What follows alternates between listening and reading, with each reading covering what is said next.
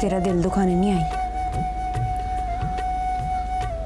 पर सच तो तवीज डालने से भी झूठ नहीं बनता।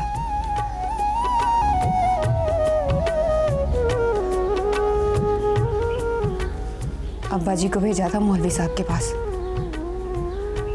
को वजीफा पूछने, दुआ कराने। कोई वजीफा नहीं बताया उन्होंने, ना ही दुआ की। चाची करामते कहती है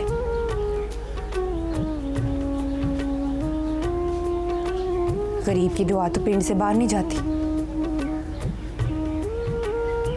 आसमानों पर रहने वाले रब तक कैसे पहुंचेगी।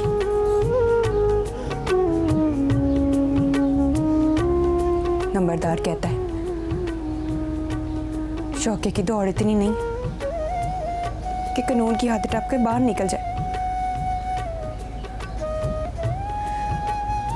तो फिर मैं तुझे दिलासा भी दूं तो क्या कहूं रखिए।